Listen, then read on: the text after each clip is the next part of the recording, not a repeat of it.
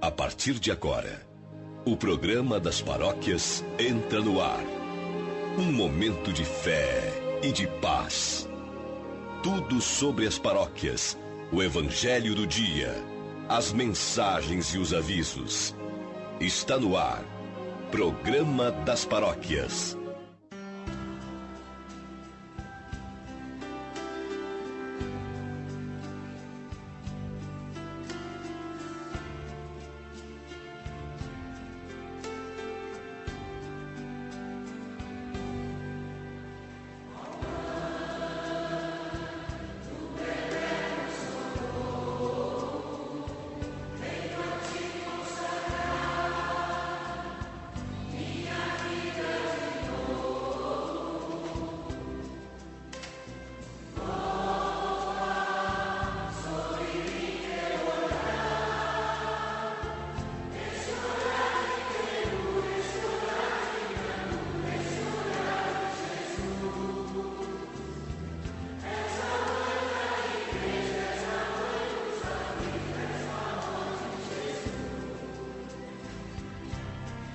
Meu querido irmão, minha querida irmã, muito bom dia.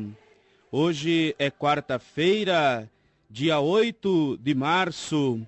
Estamos vivenciando e celebrando hoje a quarta-feira da primeira semana do tempo da Quaresma. Mais uma vez, Deus nos concede a oportunidade desse encontro para meditarmos juntos a sua palavra, para nos encontrarmos no Evangelho do dia, para assim meditarmos e também termos luzes para o nosso caminho. Preparemo-nos mais uma vez, abramos o nosso coração e assim acolhamos a palavra que Deus tem para nós no dia de hoje.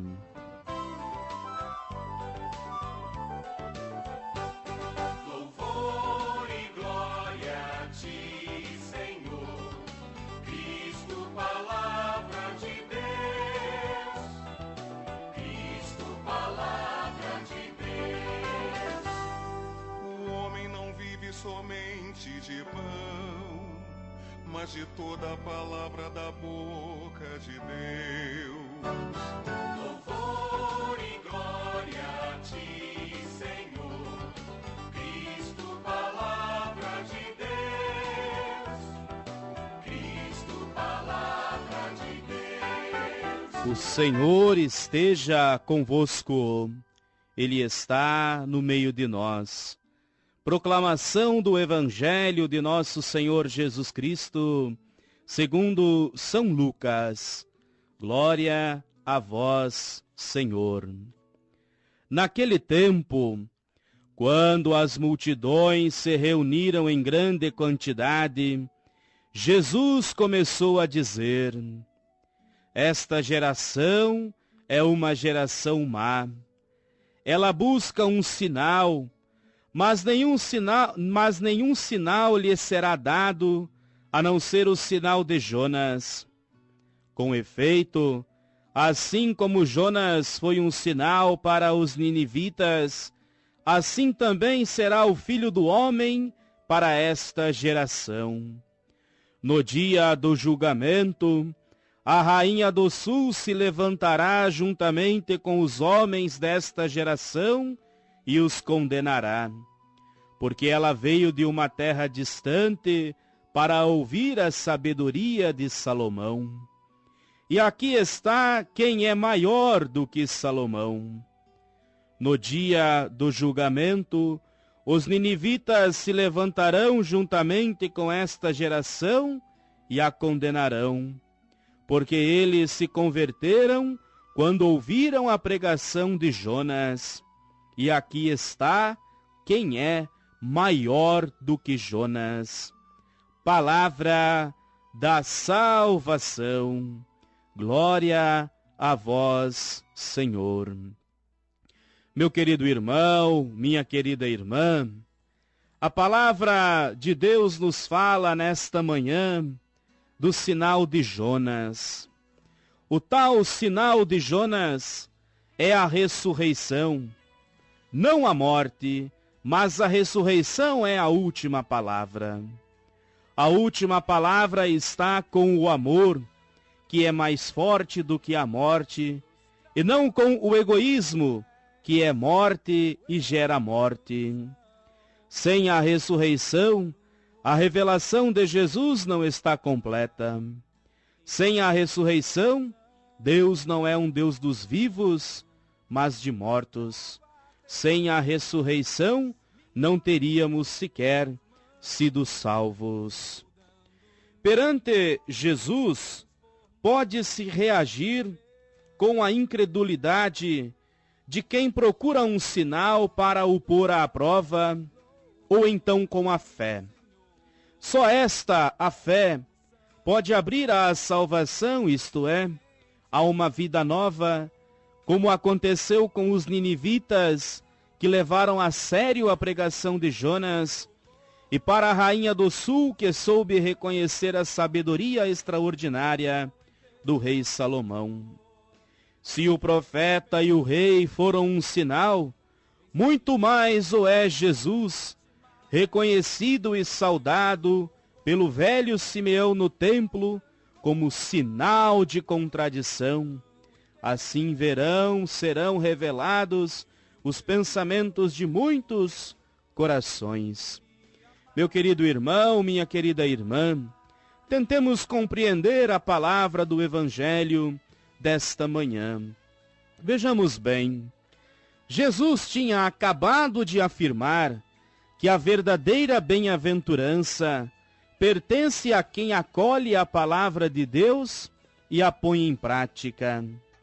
E para reforçar esta afirmação e para exemplificá-la, lança-se contra uma das atitudes mais espalhadas de não acolhimento da palavra: a pretensão de ver um sinal, querer presenciar um milagre.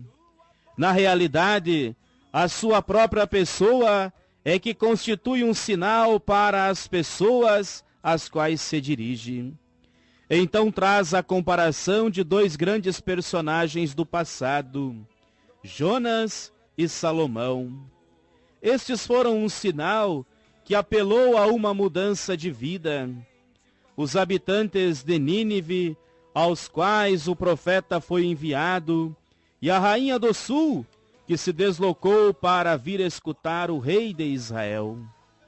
Os aspectos dos dois personagens postos em evidência são a pregação no tocante a Jonas e a sabedoria de Salomão. Jesus ultrapassa a ambos. A sua palavra é mais penetrante do que a do profeta, e ele é mais sábio que o grande rei de Israel. E, no entanto, Jesus não é acolhido. Por isso, os ninivitas e a rainha do sul levantar-se-ão no dia do juízo para acusar esta geração que recusou o convite à conversão. Meu querido irmão, minha querida irmã, tentemos também transformar esta palavra do Evangelho em vida para a nossa vida e a nossa caminhada de fé. As multidões que rodeiam Jesus pedem um sinal. Temos todos uma necessidade desesperada de ver e tocar alguma coisa de extraordinário, e estamos todos como o profeta que Deus envia à grande cidade. Dificilmente aceitamos que Deus tenha projetos diferentes dos nossos. Sobretudo, não conseguimos aceitar o seu amor gratuito, com o qual Ele quer a todos e a todo custo reconciliar os pecadores consigo. Gente boa, às vezes não sabemos aceitá-lo para nós mesmos e nem sequer para os outros. Jonas gostaria de ser o portador da ira divina, mas Deus tem outros planos, e a cidade que arriscara ser destruída sem remédio e no final é salva, ultrapassa esta tal de geração, que nós somos ainda, em certo sentido, essa geração do Evangelho, que perante um sinal bem maior que o de Jonas, muitas vezes não é capaz de se converter. Também para nós é difícil sair dos nossos esquemas, dos nossos juízos, das nossas condenações sobre nós mesmos. Quantas vezes nós mesmos somos o juiz mais sem piedade para conosco próprios. E acolher a sabedoria tão diferente da de Deus, esse sinal supremo, que é a morte e ressurreição de Cristo, como manifestação do grande amor de Deus por cada ser humano. Meu querido irmão, minha querida irmã, aceitar tudo isso requer de fato uma conversão, uma mudança de mentalidade, um ir contra a mente e a mentalidade comum. Ajuda-nos nisto a caminhada penitencial que estamos fazendo ao longo desta quaresma. A renúncia a algo daquilo que achamos necessário e é só supérfluo, concentrar-se no essencial, ouvir de novo a palavra que salva, dar tempo ao diálogo na oração, prestar mais atenção às necessidades pequenas e grandes de quem está perto de nós, abre o nosso coração a horizontes novos, torna-nos menos ancorados às nossas seguranças, mais disponíveis a acolher o anúncio da vida nova que receberemos na Páscoa. Meu querido irmão, minha querida irmã, se hoje, nesta quarta-feira, você for à missa, preste muita atenção, por exemplo, na primeira oração que o padre irá realizar, porque hoje a igreja, nessa oração, nos convida a pedir ao Pai que a mortificação do corpo possa conduzir-nos à renovação do nosso espírito. E assim, certamente, vamos estar dispostos, com os olhos do coração acima de tudo, preparados para encontrar e perceber este grande sinal de Deus entre nós, que é o próprio Senhor Jesus Cristo. Meu querido irmão, minha querida irmã, dirijamos a Deus uma oração para concluirmos este nosso momento de meditação da palavra. Olhai com bondade, Senhor, para a devoção do vosso povo, e fazei que, mortificando o corpo pela penitência, renovemos o nosso espírito com o fruto das boas obras que iremos produzir. Amém. Meu querido irmão, minha querida irmã, neste dia 8 de março, nós também celebramos e comemoramos o Dia Internacional da Mulher. Em nossos encontros nas quartas-feiras, nós temos nos encontrado com aquela grande mulher que faz parte da nossa vida de fé, que nos leva ao encontro mais verdadeiro, ao caminho mais curto para nosso Deus, que é a nossa querida mãe, a Virgem Maria.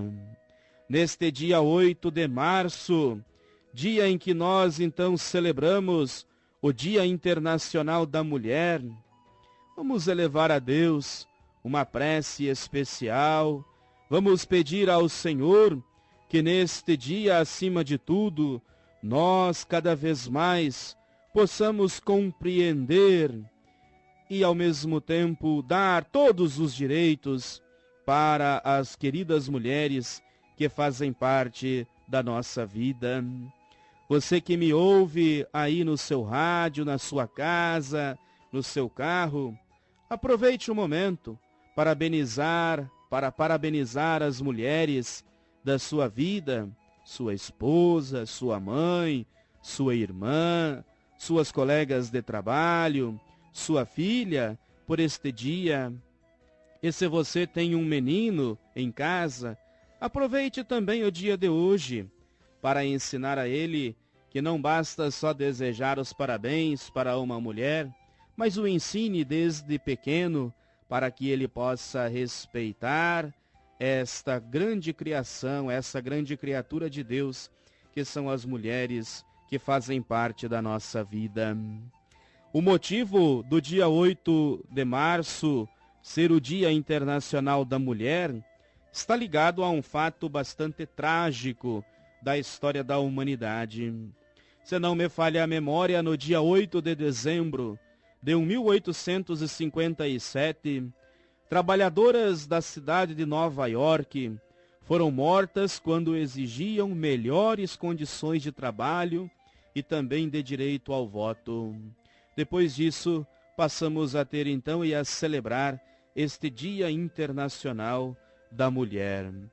Nós queremos, em nome da nossa paróquia, Nossa Senhora do Perpétuo Socorro, do nosso querido bairro do Aeroporto, prestar hoje uma simples e singela homenagem a todas as mulheres, mais uma vez construindo a nossa catequese sobre o papel da Virgem Maria em nossa caminhada de fé. Meu querido irmão, minha querida irmã, nós temos ao longo dos nossos últimos encontros aqui na Rádio Educadora, construindo um papel, construindo uma imagem da Virgem Maria através das páginas do Evangelho de Lucas. Vamos hoje novamente continuar esta nossa caminhada pelas páginas do evangelista Lucas. E hoje eu convido a você de forma muito particular a ter em suas mãos a sua Bíblia e tomar o Evangelho de Lucas logo ali no capítulo 1, nos versículos 46 a 55. Nestes versículos do primeiro capítulo de Lucas, você encontrará um cântico de Maria bastante famoso que ficou conhecido como o Magnificat.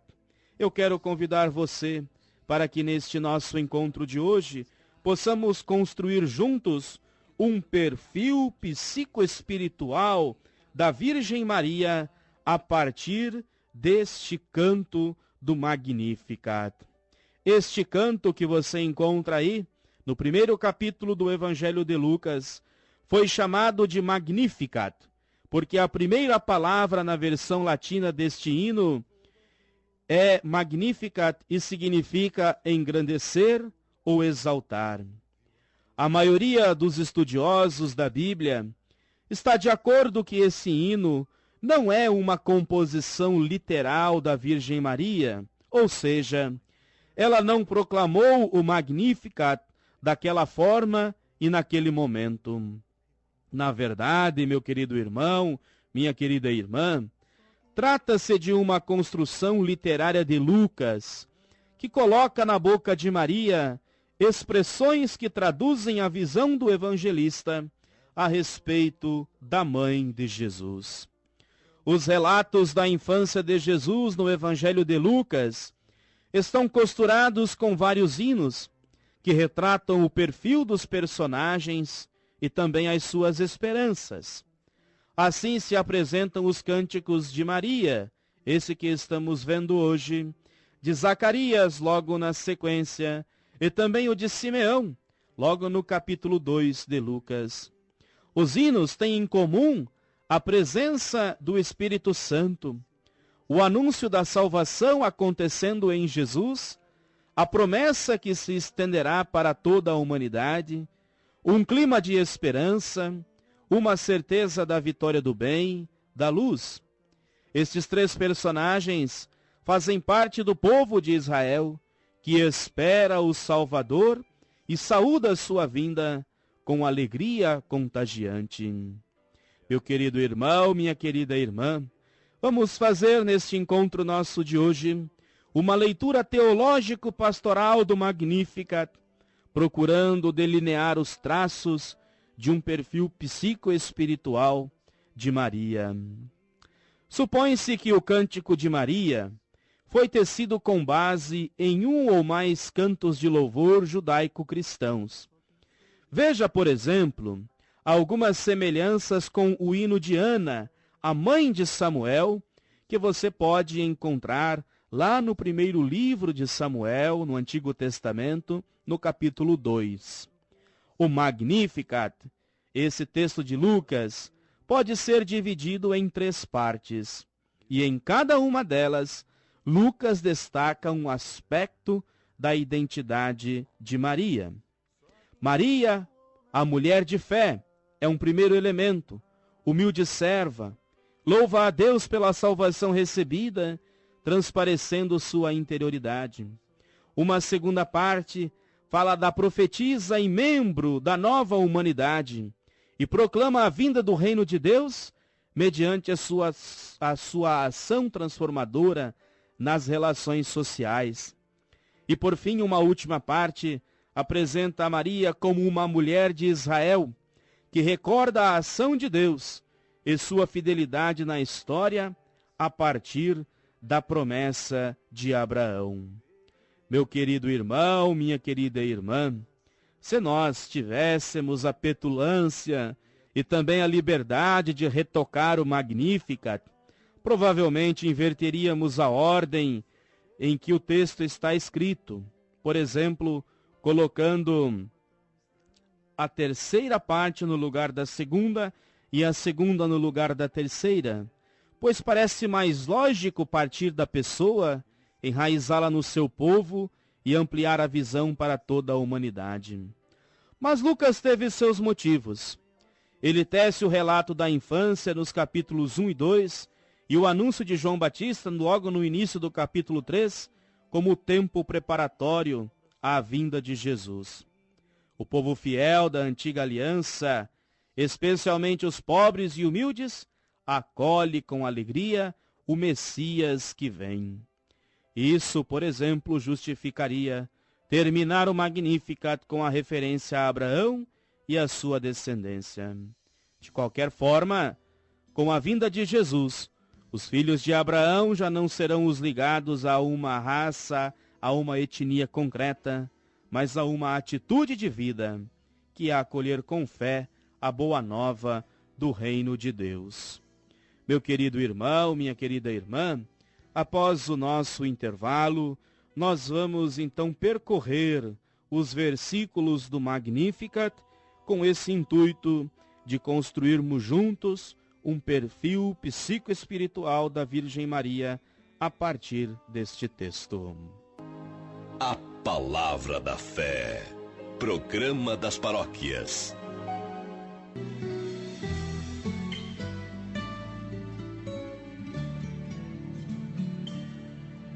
Chagas abertas, ó coração ferido, sangue de Cristo está entre nós e o perigo. Chagas abertas,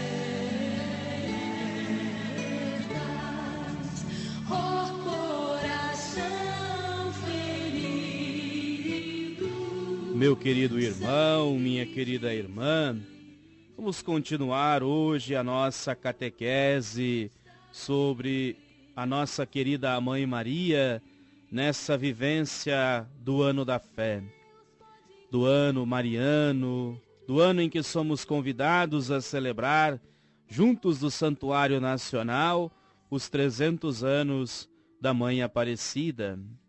Como disse antes do nosso intervalo, hoje vamos percorrer alguns versículos do canto do Magnificat, que está logo no primeiro capítulo do Evangelho de Lucas, para assim podermos conhecer um pouco mais de como este evangelista nos apresenta a Mãe de Jesus. Neste primeiro momento, vamos estudar os versículos 46, 47, 48, 49 e 50 do primeiro capítulo do Evangelho de Lucas. E, acima de tudo, vamos olhar a alegria e também a humildade e o que o evangelista quer nos fazer compreender com estes dois aspectos próprios da Virgem Maria. O canto do Magnificat, se você reparar aí na sua Bíblia, começa com uma explosão de louvor que vem reforçado em duas frases. Diz assim: a minha alma engrandece o Senhor, exalta, e meu espírito se alegra, se rejubila em Deus, meu Salvador.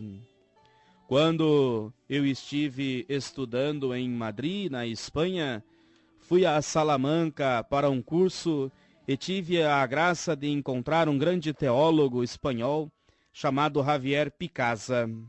Javier Picasa me disse certo dia que a alma, descrita aqui nesse texto como a minha alma engrandece o Senhor, o termo alma, psique em grego, significa a vida humana em sua raiz mais profunda, enquanto o espírito, que em grego falamos pneuma, é o espaço no qual a pessoa se introduz no divino.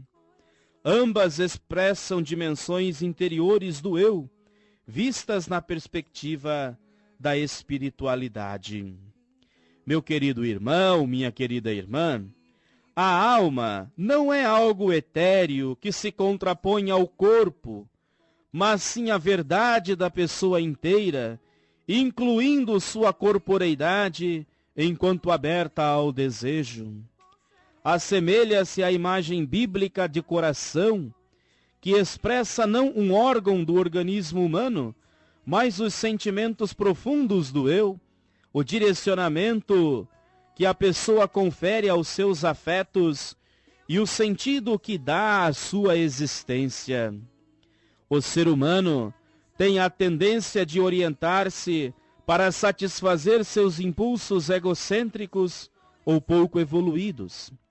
Para seguir a Jesus, é necessário tomar outro caminho, pois quem quer perder a sua vida, a psique, por causa dele, vai salvá-la.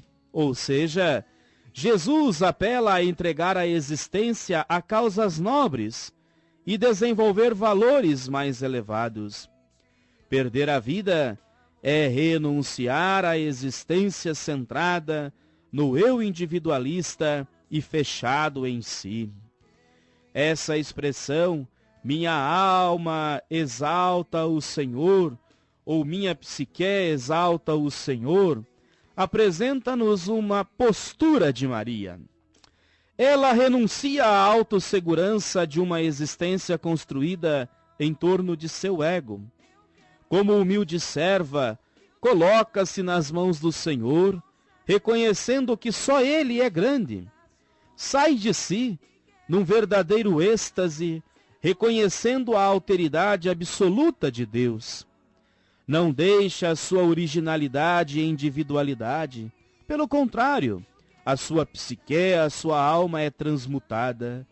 Quando a psique eleva-se a Deus, num processo de evolução espiritual, o espírito humano, pneuma, prova a alegria incomparável de encontrar sua raiz última. Tal prazer, testemunhado pelos grandes místicos até de outras religiões que não a nossa, supera de longe o prazer temporário da satisfação dos impulsos do comer, do poder ou da sexualidade.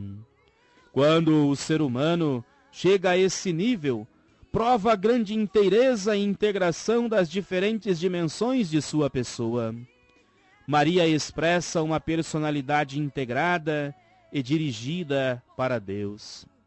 O Magnificat inicia-se com uma explosão de alegria, como há pouco falava. Nada mais simples e saudável.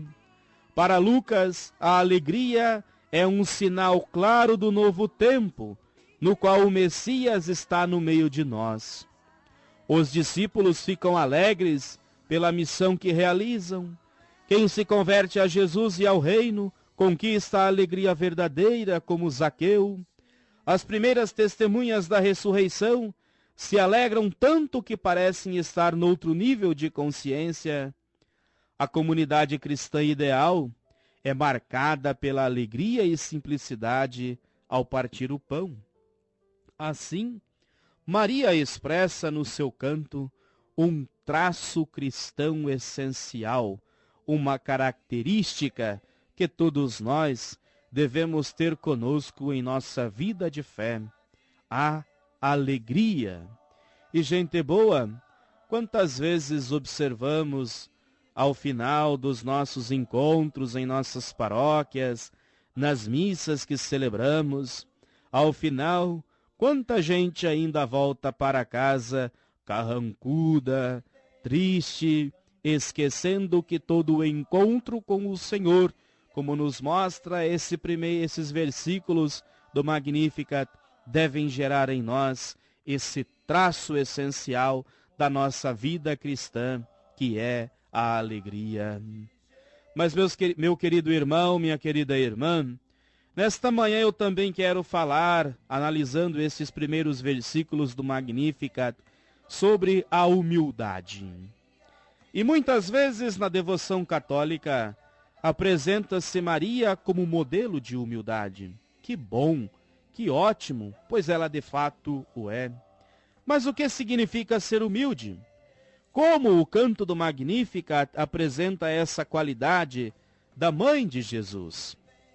Meu querido irmão, minha querida irmã, gente boa de Deus, há uma maneira equivocada de compreendermos a humildade. De forma depreciativa, disse que uma pessoa é humilde quando é desprovida de senso crítico, quando é ingênua, é pouco inteligente e limitada em raciocínio, ou ainda calada e tímida. Porém, na perspectiva dos valores humanos contemporâneos, a pessoa humilde é aquela que tem uma percepção real de si mesma. Não é orgulhosa, nem vaidosa, nem arrogante, nem prepotente, alegra-se com as suas qualidades e virtudes e aprende também a lidar com as suas limitações. A verdadeira pessoa humilde está aberta a críticas e sugestões, pois se percebe como alguém que está construindo-se na história. Na sua origem latina, a palavra humildade traz a noção de humus da terra.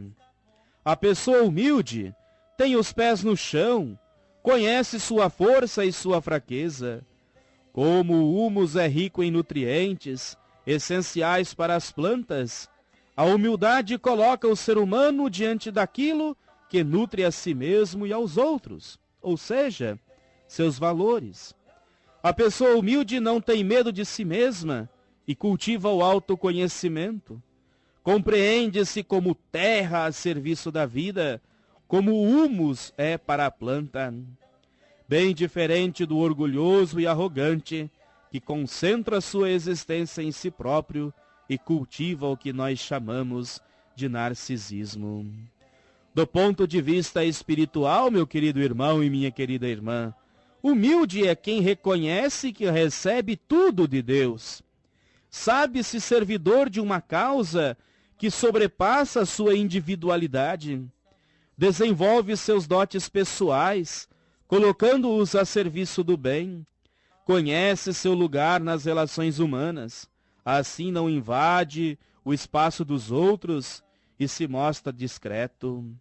Ao contrário do que se imagina, a humildade não é uma qualidade típica de gente fraca, mas de todo ser humano a caminho da maturidade.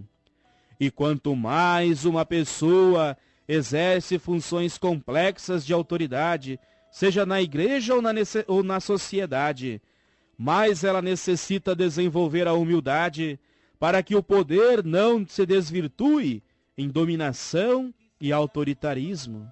Pois a grande tentação do poder é a prepotência e o orgulho. A pessoa engrandece a si mesma e não a Deus, ao contrário do que Maria proclama neste canto do Magnificat. De sua cadeira de executivo ou de autoridade faz um trono, do qual reina. Sua versão dos fatos se transforma em verdade inquestionável. Só escuta a si mesmo, cercando-se de uma corja de bajuladores para reforçar seu ego doente. Substitui diálogo pela força, ao elevar-se demasiado, começa a humilhar os outros. Isso é o contrário de uma pessoa que é humilde. Neste sentido, meu querido irmão e minha querida irmã, pouco adianta ir à igreja, rezar, chorar, louvar, se nas pequenas coisas depois continuamos sendo narcisistas, arrogantes, orgulhosos. O Magnificat, que estamos estudando nessa manhã, os seus primeiros versículos, permite uma dupla interpretação de termo. Humildade pode também ser traduzido por humilhação. Diz o versículo 48, porque ele olhou para a humildade, ou para a humilhação de sua serva, e todas as gerações de agora em diante me chamarão bem-aventurada ou feliz. Na palavra de Deus, humilhação tem muitos sentidos. Fala-se de humilhação na escravidão do Egito, na derrota da monarquia e na destruição do templo, e especialmente no tempo do exílio. O fracasso de um projeto histórico comporta a humilhação. Nessas situações, o povo de Deus é humilhado quando não tem a dignidade de ser livre, perde sua identidade e é questionado na sua fé pelos adversários. Onde está o Deus de vocês, se todos os sinais de seu poder desapareceram? No interior do mesmo povo eleito, o pobre e o pequeno são humilhados pelo rico e poderoso, ou pelo malvado, que a Bíblia traduz por ímpio. E no tempo do exílio desenvolve-se um sentido ético e espiritual para o termo. O humilde não cede diante da humilhação, mas resiste na fé. Persiste em acreditar que Deus é justo e fará valer a sua causa. Assim se desenvolve a verdadeira espiritualidade daqueles que são puros de coração. Maria resume este duplo sentido de humildade. É uma mulher pobre de Nazaré da Galileia, com tudo o que isso significa na Palestina do seu tempo. Faz parte da multidão anônima, não pertence à família sacerdotal, não é rica e muito menos poderosa. Mas sua atitude qualificadora é a fé perseverante, a entrega nas mãos de Deus. Meu querido irmão, minha querida irmã, Maria reconhece-se como uma mulher especial, agraciada por Deus. Diz claramente que de agora em diante todas as gerações a chamarão de feliz, bem-aventurada. Não se esconde debaixo da falsa modéstia. Aqui está o segredo da sua humildade. Ela conhece o seu valor, sua potencialidade, mas não utiliza isso para fortalecer um ego doente, voltado para si mesmo. Maria reconhece que tudo é dom de Deus. Não toma nenhum louvor ou honra para si, mas tudo leva de volta para Deus, num gesto de reconhecimento e ação de graças. Veja aí o versículo 49.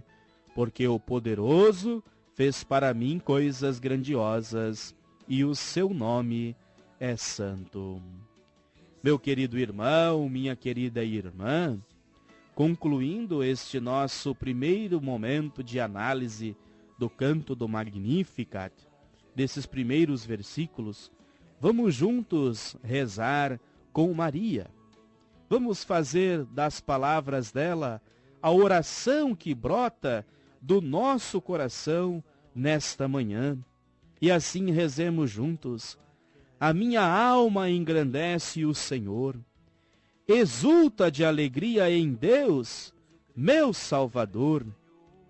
Livrai-me, Senhor, da prepotência, da arrogância, do orgulho e da autossuficiência.